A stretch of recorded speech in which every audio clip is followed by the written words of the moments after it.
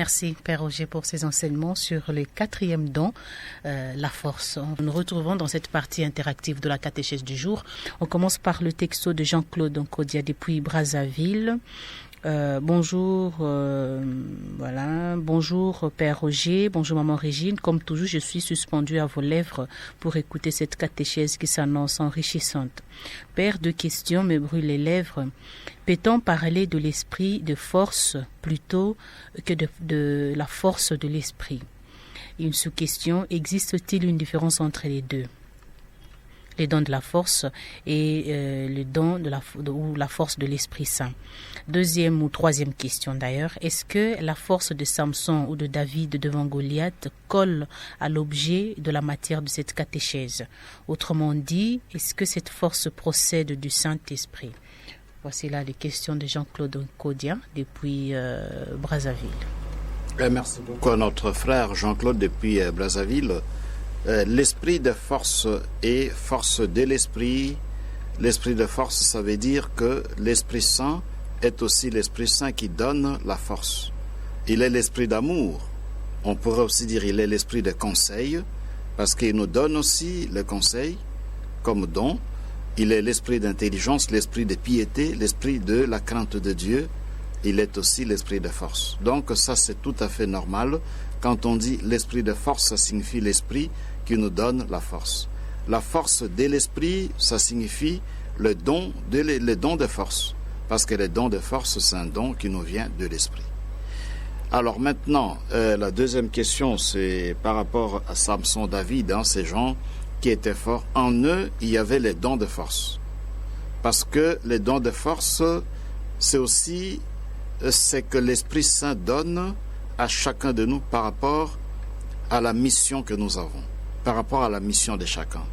Il faut la force, ce qu'on appelle humainement parlant le courage pour accomplir sa mission.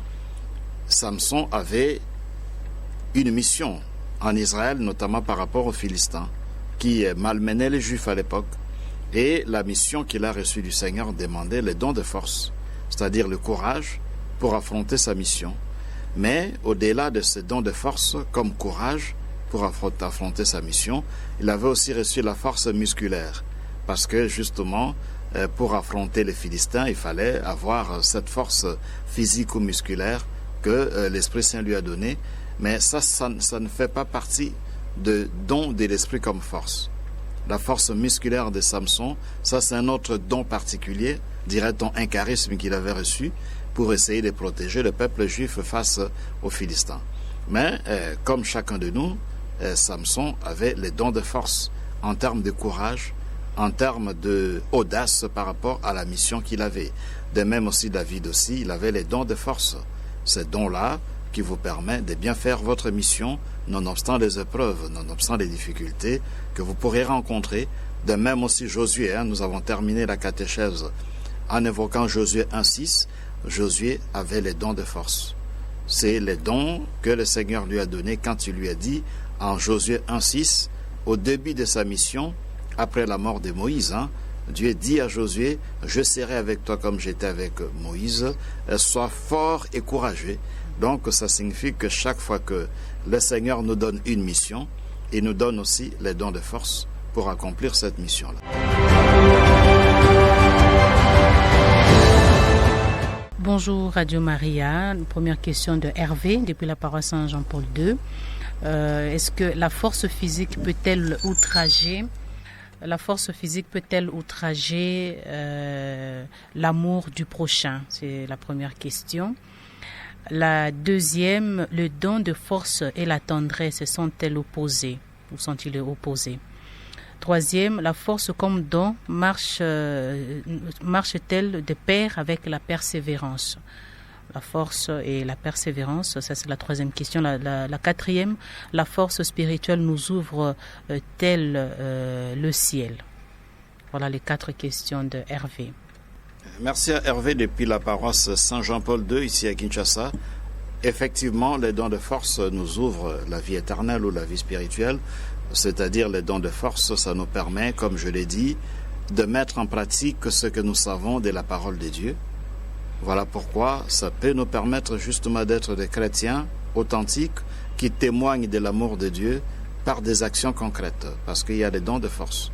Les dons de force nous permettent aussi de résister, de rester fidèles. En fait, c'est les dons qui est présupposé dans la fidélité.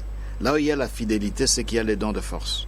Les dons de force nous permettent de persévérer dans les biens, persévérer dans la fidélité à la parole de Dieu, fidélité à nos engagements.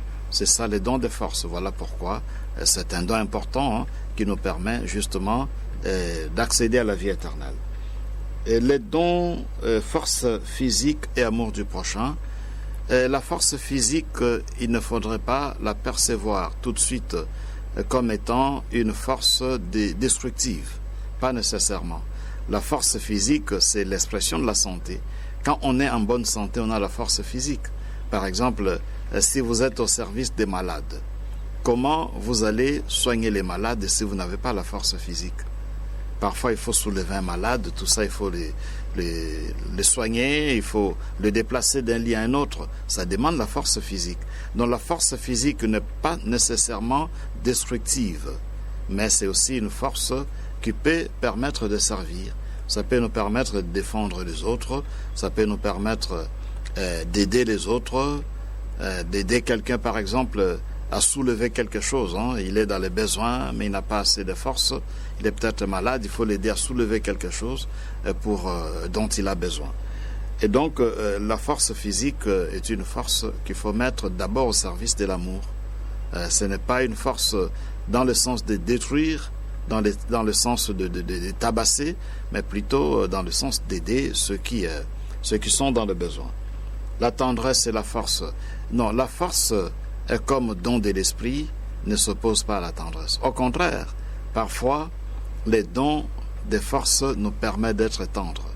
Parce qu'il y a des moments où vous êtes provoqué. Vous êtes provoqué et vous réagissez par la colère. La colère, ça veut dire que les dons de force a failli. Parce que si vous avez des dons de force, même quand on vous provoque, au lieu de vous fâcher, vous vous maîtrisez. Tout à l'heure, on parlait de la maîtrise de soi. La maîtrise de soi n'est possible que s'il y a les dons de force. Si nous recourons aux dons de force, ça nous permet d'avoir la maîtrise de soi. Même là où nous sommes provoqués, nous sommes peut-être insultés, au lieu de se fâcher, eh bien, on garde la maîtrise de soi parce que justement les dons de force nous permettent de nous maîtriser. Et donc les dons de force nous permettent parfois de rester tendres. Au lieu de durcir les tons, au lieu de s'enflammer, grâce aux dons de force, on peut rester tendre et serein dans la vie. Il y avait une question sur la force et la persévérance. Est-ce que ça marche des pairs? Effectivement, la force, les dons de force nous permettent de persévérer dans le bien. Vous avez pris la résolution de faire une neuvaine. Vous avez dit, bon voilà, moi je ferai ma neuvaine chaque jour à 18h. Ou bien je ferai les Triduum via Radio Maria, chaque jour à 17h, de lundi à mercredi. À 17h, je les Triduum jusqu'à 19h. Mais si vous n'avez pas les dons de force, un jour vous allez vous décourager peut-être. Vous allez dire, bon, aujourd'hui que je dorme un peu, aujourd'hui que je regarde le match de football, que je regarde un film. Mais si le don de force est là, ça va vous aider à persévérer par rapport à la bonne décision que vous avez prise, c'est-à-dire de prier. Vous avez décidé d'accompagner, par exemple, d'aller visiter les prisonniers durant, par exemple, vous dites, bon, ce mois-ci, chaque dimanche, j'irai en prison pour visiter les prisonniers. Mais il y aura parfois des moments où il y a le soleil, il y a des embouteillages. Ça peut devenir des prétextes pour dire, bon, je ne peux pas parce qu'il y a embouteillage, parce qu'il y a le soleil, mais le don de force va vous permettre de persévérer. Vous allez dire, bon, j'avais déjà décidé de le faire, il faut que je le fasse. Donc quand quelqu'un persévère, ça signifie qu'il est habité par le don de force.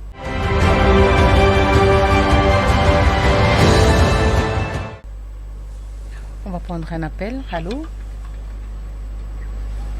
Allô, Maman Régine, bonjour à vous. Bonjour Vincent. Et bonjour à mon père. Et bonjour Vincent. Merci beaucoup mon père pour cette catéchèse. Continuez avec les dons de l'Esprit Saint. J'ai l'impression, mon père, que l'Église ne pourrait pas s'accaparer du don de Saint-Esprit. Parce que le Saint-Esprit va là où il veut. vous arriverez même à contempler que ceux qui ne sont pas chrétiens profitent et reçoivent le même don.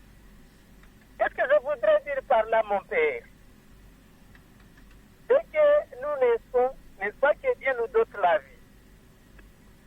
Et maintenant, j'ai l'impression que vis-à-vis, nous sommes en train de naître, le Saint-Esprit aussi est là présent pour nous doter quelques dons.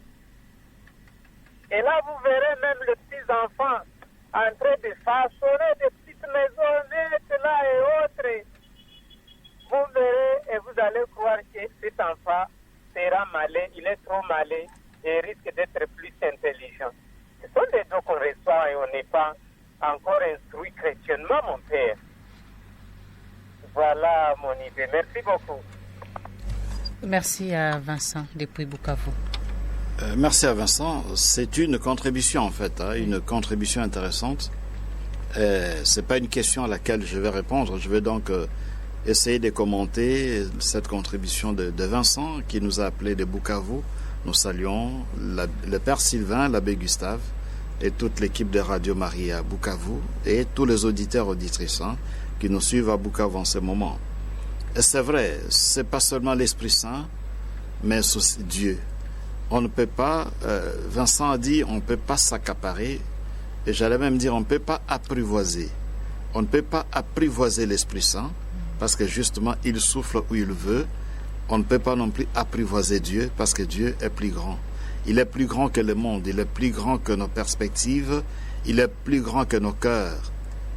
Si votre cœur vous accuse, sachez que Dieu est plus grand que votre cœur. Un passage de la Bible, du Nouveau Testament, qui est très intéressant.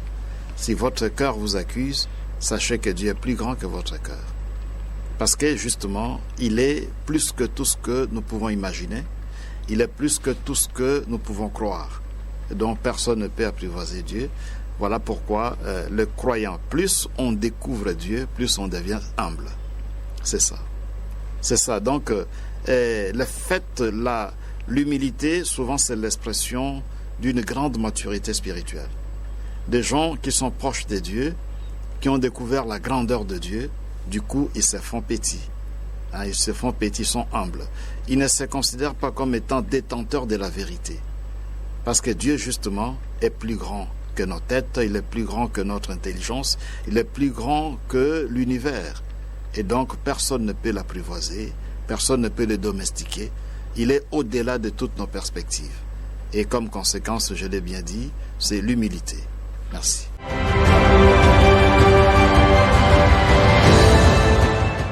Allô? Bonjour, Maman Régine. Bonjour, Antoine. Moi, Antoine, oui. Oui. Ok. La parole, c'est une revenance à l'effort, au travail, celui qui a un goût à l'inaction. Donc, un paresseux n'aime pas la parole de Dieu. Parce qu'il ne veut pas travailler, mais il a la force. C'est simple, on nous dit, si quelqu'un ne veut pas travailler, il ne mange pas non plus. Merci, Antoine. Merci, Antoine. Merci à Antoine pour son intervention qui est aussi un éclairage qu'il apporte à cette catéchèse. C'est vrai que la paresse s'oppose justement aux dons de force. Et les dons de force constituent une sorte d'antidote à la paresse. Maman Honorine n'a pas terminé son intervention, mais j'ai compris que c'était une question par rapport à la prière de Jésus sur la croix, oui. Le psaume 21, que Jésus prie sur la croix. En fait, c'est une prière. C'est une prière que Jésus fait. Jésus meurt à 15 heures, à la 9e heure, et c'est l'heure de prière. Donc, il meurt en priant parce que c'est l'heure de prière. Il y a la prière on appelle ça prière de la 9e heure, c'est-à-dire 15 heures. Ça apparaît dans les Actes des Apôtres, lorsque Pierre et Jean montent au temple pour la prière de la 9e heure, c'est-à-dire des 15 heures. C'était chez les Juifs une tradition que de prier entre autres à 15 heures. Alors, comme il était 15 heures, sur la croix, Jésus n'a pas oublié de prier. C'est ainsi qu'il meurt en priant. Soit chez Matthieu comme Marc, il dit « Pourquoi m'as-tu abandonné ?» C'est un psaume. Ou bien encore le psaume 31, chez Luc, il dit « Père, entre tes mains, je remets mon esprit ». C'est la prière, il fait tout simplement la prière. Donc là, quand Jésus dit « Pourquoi m'as-tu abandonné ?», ce n'est pas un aveu d'impuissance, ce n'est pas les paroles de quelqu'un qui n'a plus la force, mais il fait la prière. Mais il prie à partir d'un psaume qui retrace un peu sa réalité. Et je crois même que c'est un exemple pour nous, de prier en tenant compte de notre situation. Jésus prie en tenant compte de sa situation. C'est la situation de quelqu'un qui est abandonné. Bien sûr, le psaume dit « Mon Dieu, pourquoi m'as-tu abandonné ?» Mais en réalité, Jésus, ici, veut nous rappeler l'abandon des disciples. Ce sont les disciples qui l'ont abandonné. Parce que Dieu nous soutient à travers le nôtre. Le soutien que nous attendons de Dieu, ce n'est pas un soutien d'un héros, un ange qui descendrait du ciel, mais c'est le soutien qu'il nous donne à travers le nôtre. Alors comme les apôtres l'avaient abandonné, et donc il a senti qu'il n'avait pas le soutien des apôtres.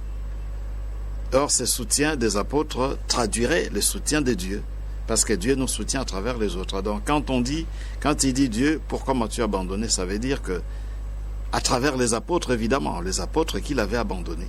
Donc c'est une prière qu'il fait, il prie tout simplement. Il ne veut pas nous dire qu'il a perdu l'espoir ou bien il n'a pas de force, mais c'est une prière qu'il fait en tenant compte de sa réalité, d'une personne qui meurt loin de ses disciples. Il n'y avait que Jean qui était là, les autres malheureusement l'avaient abandonné. Et cela apparaît dans la prière que Jésus fait sur la croix.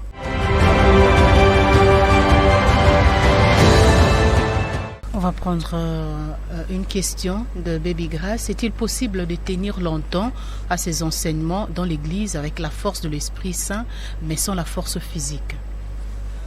On a besoin des deux, la force de l'Esprit et la force physique. Mais même si la force physique n'y est plus, la force de l'Esprit, c'est-à-dire les dons de force, est très important et c'est même plus important que la force physique. La force physique, en fait, c'est la santé. On en a besoin. Tout le monde a besoin de la santé et chaque matin, chaque jour, nous prions pour les dons de la force physique, c'est-à-dire la santé. Et quand vous ne l'avez pas, eh bien sachez que il reste une opportunité qu'il ne faut pas manquer, la force spirituelle, la force de l'esprit, les dons de force. Et parfois, on voit un peu un paradoxe dans des hôpitaux, que ceux qui ont la force physique n'ont pas la force spirituelle. C'est-à-dire les dons de force n'y est pas. Alors quand il va chez un malade, il ne sait pas les consoler, parce que pour consoler, il faut avoir d'abord les dons de force. Tandis que les malades qui n'a peut-être pas la force physique, il a la force spirituelle. Parfois c'est le monde à l'envers, les malades commencent à consoler ceux qui viennent lui rendre visite. Oui. Alors là, on voit justement un paradoxe que l'autre a la force physique, mais n'a pas la force morale ou spirituelle, force comme don de l'esprit, tandis que les malades n'ont peut-être pas la force physique, mais il a encore la force sur le plan spirituel, la force comme don de l'esprit.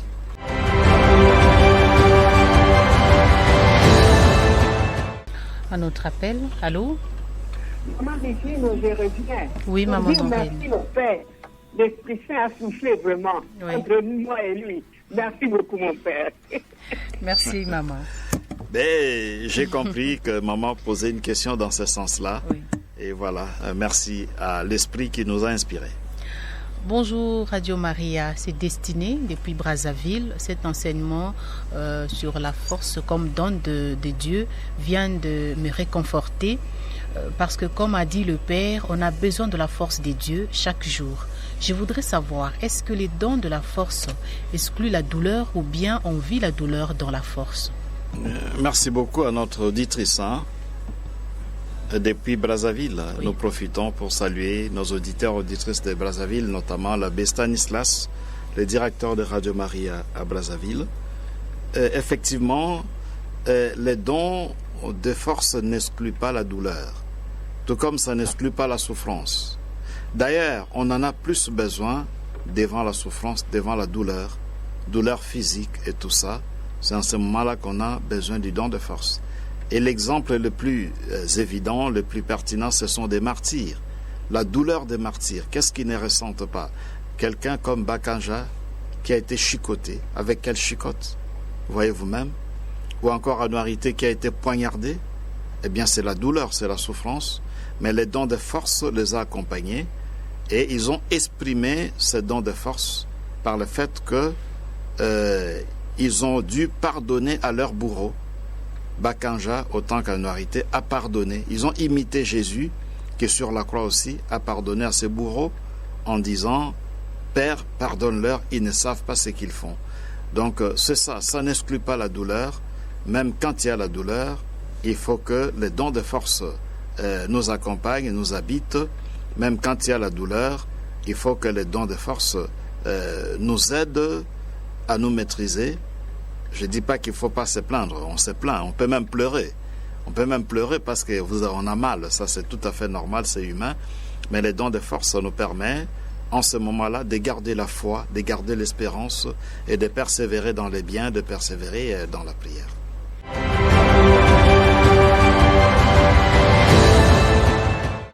Bonjour ma radio, quand je suis faible, c'est alors que je suis fort. Comment appréhender cette citation paulinienne?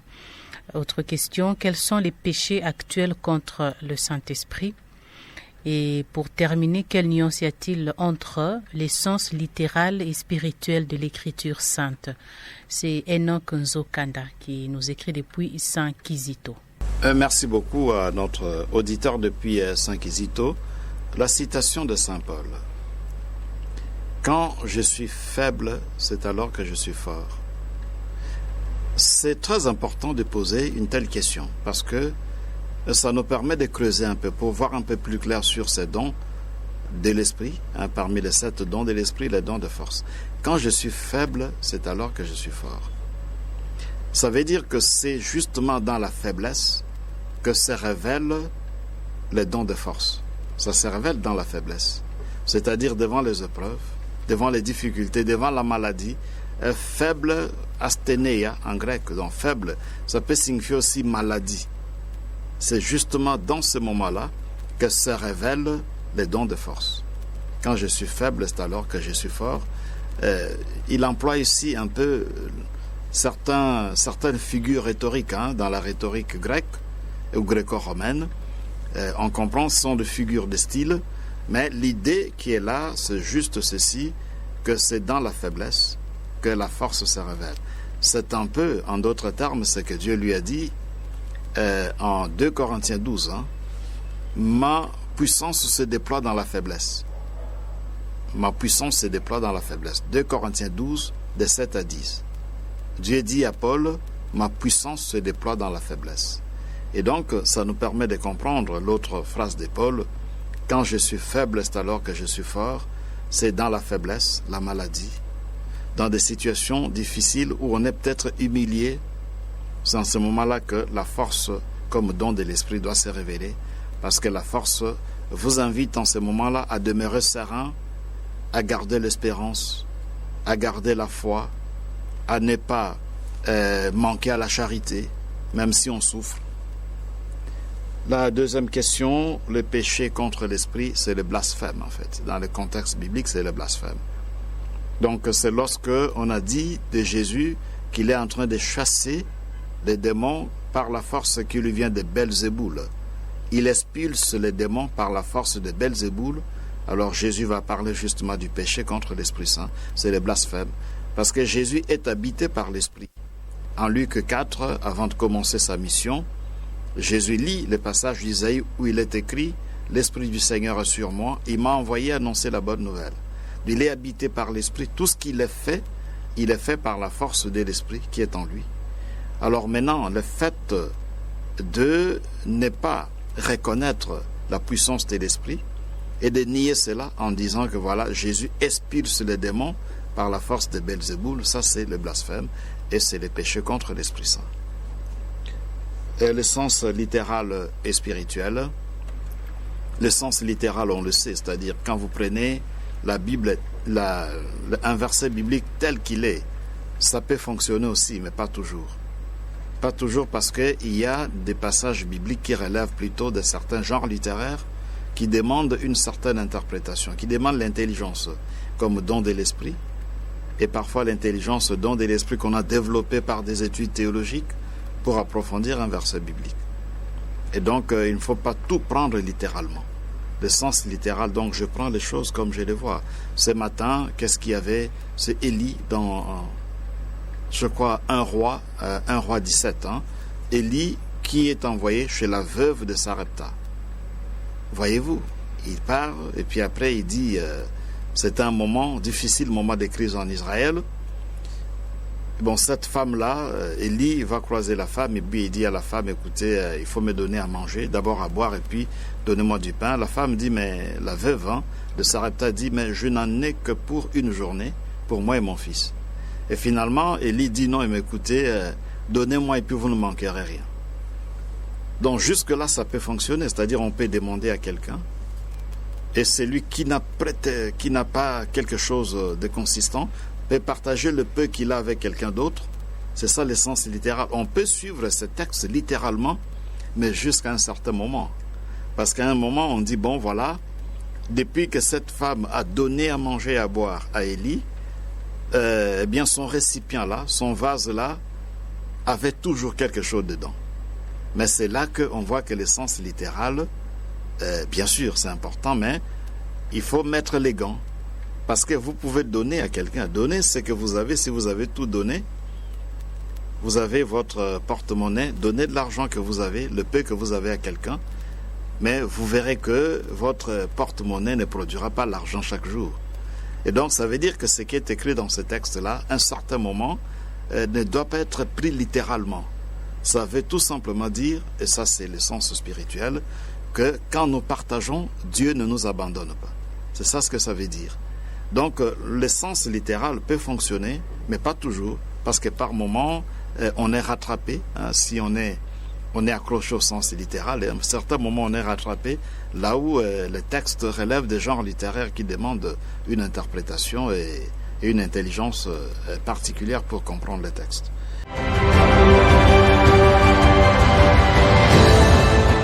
On va écouter quelques messages ou quelques questions en audio via WhatsApp.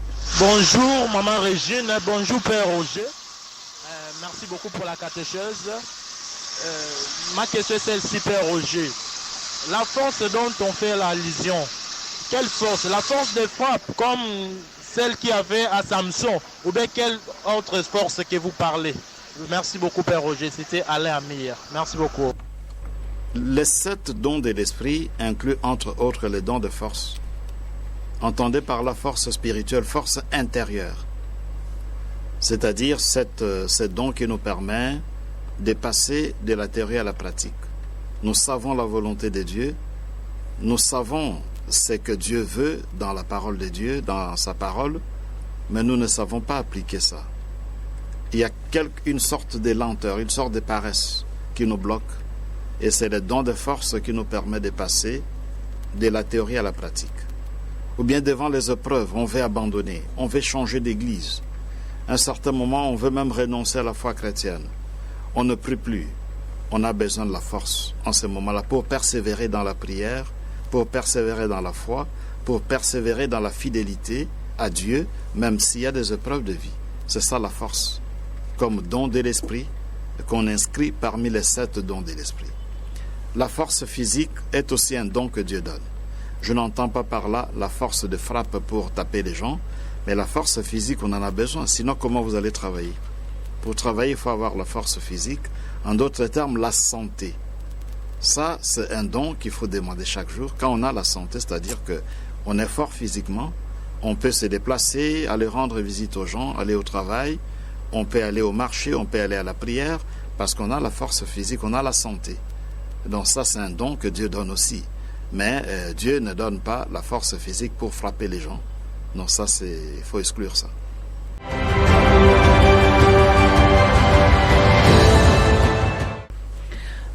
Merci Père, on va écouter à notre auditeur. Bonjour Maman Régine, bonjour mon père et merci pour cette très belle catéchèse. Voici ma première question. Lorsque la brutalité se mélange au don de force dans l'accomplissement d'une action apostolique, qu'adviendrait-il lorsque la brutalité s'en mêle? Ma deuxième question. Lorsque dans le jardin de Gethsémani, Jésus est rempli de peur tout d'un coup, vu les gouttelettes de sang qui commençaient à couler de son front, est-ce qu'on ne peut pas affirmer qu'à cet instant-là, le don de force l'avait un peu quitté, et raison pour laquelle d'ailleurs un ange est descendu pour le fortifier? Pour terminer, Samson, bien qu'il rempli de force physique, est-ce qu'on ne peut pas affirmer qu'il lui manquait justement les dons de force vu sa faiblesse envers les femmes? Merci mon père, pour le moment je m'arrête là. Merci beaucoup. Je ne voudrais pas juger Salomon. Donc je dis simplement que c'est un humain. Et comme tout humain, il pouvait se tromper aussi. Je ne dirais pas que voilà, il n'avait pas les dons de force au sens spirituel, comme don que l'esprit donne pour se maîtriser, pour persévérer dans le bien. Ça, je ne le dirais pas. Mais ce que je sais, c'est que plutôt Samson avait la force physique comme don pour protéger le peuple juif face aux Philistins. Ça, je le sais. Il avait aussi la force intérieure, parce qu'une mission pareille, pour l'accomplir, il ne suffit pas d'avoir seulement la force physique, il faut aussi la force intérieure. Mais malheureusement, il a failli, comme tout homme peut aussi faillir dans la vie. Ce qui arrive à Jésus à Gethsémani, ce n'est pas la peur. Donc, nous pouvons lire ces passages-là. Ça apparaît surtout chez Luc. Ça apparaît surtout chez Luc. On parle de l'angoisse, dont il est en agonie. Luc 22, 44, entré en agonie, il priait de façon plus instante, et sa sueur devint comme de grosses gouttes de sang qui tombaient à terre. Donc c'est une sorte d'angoisse. Angoisse, on peut parler de peur, oui, on peut aussi en parler, mais c'est plus l'angoisse. Il est très angoissé, il est préoccupé par ce qui va arriver, et c'est ainsi qu'il se confie au Seigneur dans la prière. Se relevant de sa prière, il vint vers le disciple qu'il trouva endormi de tristesse. C'est ça, ce qui les caractérise plus, c'est l'angoisse et la tristesse. C'est pas tant la peur. Et il leur dit, qu'avez-vous à dormir? Relevez-vous et priez pour ne pas entrer en tentation. Ça, c'est ce qu'il leur dit. Et il y a un autre passage peut-être qui précède, qu'on peut... Oui, voilà. Le verset 41e, où Jésus s'éloigna et pria en disant, « Père, si tu veux, éloigne de moi cette coupe, mais pas ce que je veux, ce que toi tu veux, c'est-à-dire que ta volonté s'accomplisse. » Et puis, lui apparut un ange venant du ciel qui le réconfortait. Donc, ici, l'accent est mis sur l'agonie. Il est en agonie. En agonie, c'est-à-dire il est dans un combat. Agonie comme combat. Combat contre la peur, combat contre le mal, combat contre le découragement. Si Jésus, cette nuit-là, avait abandonné, en voyant ce qui pourrait lui arriver, s'il avait abandonné, on parlerait d'autre chose aujourd'hui. Mais pour qu'il n'abandonne pas, il est en agonie, il est dans un combat. Ça, c'est important. Donc, tous les sentiments sont possibles en ce moment-là, au regard de la souffrance atroce qui l'attend pendant la passion, souffrance physique et morale, parce qu'il y a aussi l'humiliation qu'il va subir. Au regard de tout ça, il y a la peur. Il est sollicité par beaucoup de sentiments, la peur, l'abandon, le découragement. Mais la réaction de Jésus, ce n'est pas la réaction de quelqu'un qui cède à la peur, mais c'est la réaction de quelqu'un qui est en agonie comme combat. Combat contre le mal, combat contre la peur, combat contre le découragement, combat contre tout ce qui pourrait le détourner de sa mission, qu'il devrait assumer jusqu'au bout. Et la brutalité est don de force dans l'apostolat. Non, le don de force ne va pas de pair avec la brutalité. La brutalité, c'est même l'opposé. Parce que la brutalité, ça montre que la personne a perdu le repère. La personne ne se maîtrise plus. Et donc, c'est la brutalité. En fait, la brutalité, c'est l'opposé de la force comme don de l'esprit. Parce que la force comme don de l'esprit implique la sérénité, la maîtrise de soi, implique le calme, la paix du cœur, ainsi de suite. Mais la brutalité, c'est l'expression de du manque de maîtrise de soi, quelqu'un qui cède parce que justement il est peut-être provoqué, il est choqué, et du coup il perd des repères, et puis voilà, il exprime tout par la brutalité. Donc c'est l'opposé de la force comme don de l'esprit.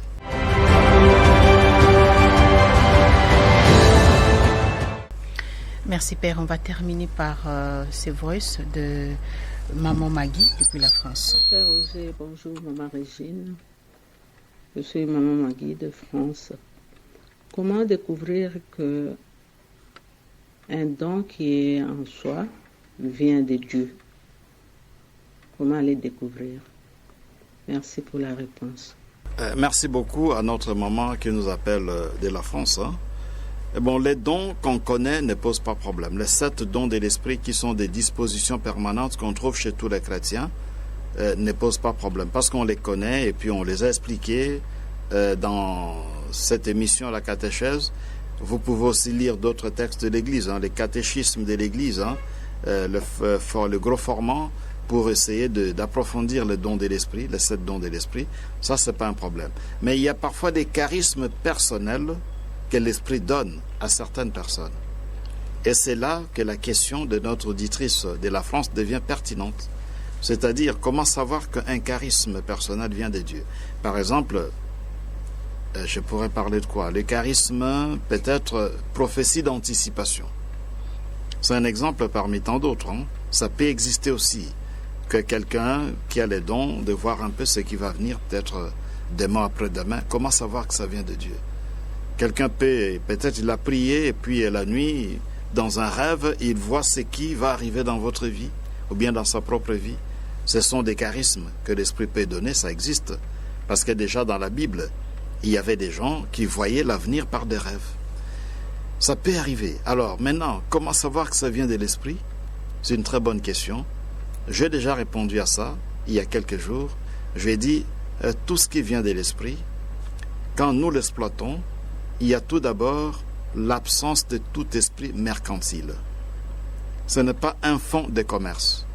Lorsque quelqu'un commence à utiliser un charisme que l'Esprit lui a donné pour s'enrichir, eh bien, mettez la croix. Ça, croyez-moi, mettez la croix. Parce que les apôtres eux-mêmes et le Christ avaient reçu des dons. Mais ils n'ont jamais utilisé ça pour s'enrichir. Au contraire, leur communauté vivait des dons, des offrandes. Il y avait des femmes qui les assistaient de leurs biens, comme on le voit en Luc 8. On n'a jamais dit qu'ils ont amassé beaucoup d'argent en opérant de guérison. Jamais. Et donc là où il y a l'esprit mercantile, dont les désirs exagérés d'avoir de l'argent, pour me rencontrer, il faut de l'argent, et pour que je vous impose les mains de l'argent, mettez la croix, ça ne vient pas de l'esprit. De deux, il y a aussi le désir de vouloir les biens, simplement les biens, servir pour le bien de l'autre. Non seulement gratuitement, mais pour le bien de l'autre. Et donc, il faudra bien voir, est-ce que ces dons-là divisent les familles? Parce qu'il y en a qui divisent des familles. Alors là où on sème la division, eh bien celui qui est auteur de ça ne peut pas prétendre qu'il l'ait fait à cause des charismes que l'Esprit lui a donnés. Parce que les charismes de l'Esprit, ça doit être constructif. On ne peut pas diviser des familles. On ne peut pas commencer à s'aimer la zizanie en disant ceci à l'autre, puis après ça crée le désordre dans des familles, parce que vous êtes prophète, entre guillemets. Ça ne vient pas de Dieu, parce que ce qui vient de Dieu ne peut pas diviser. Et enfin, l'humilité. L'humilité.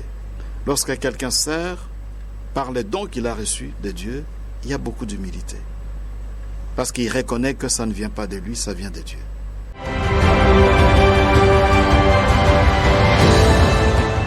Merci beaucoup, Père. C'est par ici que prend fin la première partie. Un dernier mot concernant les dons de force.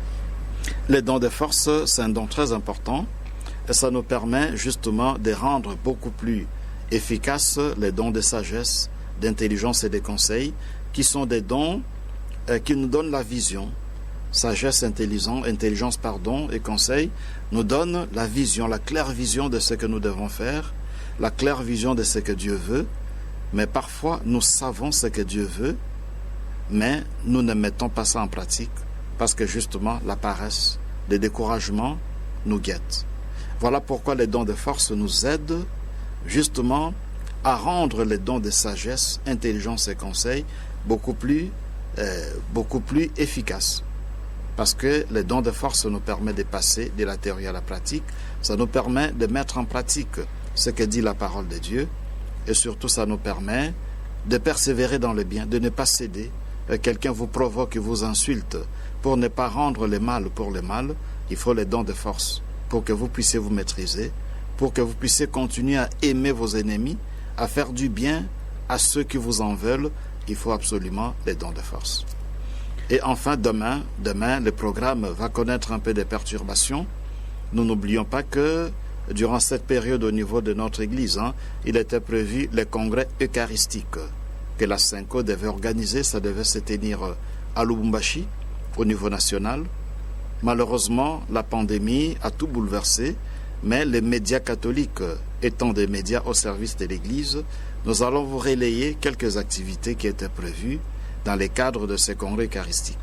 C'est ainsi que demain, à la place de cette émission, la catéchèse, vous aurez droit à une catéchèse spéciale qui sera animée par le Père Noël, qui est sacramentin, et puis président de la commission diocésaine chargée de la liturgie, ici à Kinshasa.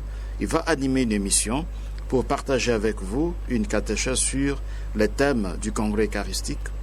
Il est spécialiste en liturgie et donc il va vous donner la possibilité de découvrir un peu les contenus de ce qui était prévu dans le cadre de ce congrès eucharistique. Vous aurez la possibilité de lui poser des questions, comme cela se fait. Il les fera en français et puis en lingala, comme nous le faisons généralement dans cette émission. Et puis l'après-midi, le Père Noël reviendra autour de 17h15 pour l'adoration. Il va vous accompagner aussi pour l'adoration parce que à l'approche du dimanche de Saint-Sacrement, de la solennité de Saint-Sacrement, on prévoit toujours en général une journée eucharistique, c'est le jeudi, et donc demain, jeudi, ce sera la journée eucharistique que vous allez vivre en direct sur Radio Maria, catéchèse sur les congrès eucharistiques le matin puis l'après-midi, l'adoration en direct sur Radio Maria. Merci pour ce mot de la fin. Chers auditeurs, vous avez raté l'enseignement. Retrouvez-nous donc sur notre télévision YouTube et abonnez-vous massivement. Merci Père pour la catéchèse du jour. Nous remercions également aussi tous les auditeurs et auditrices qui ont participé à ces enseignements.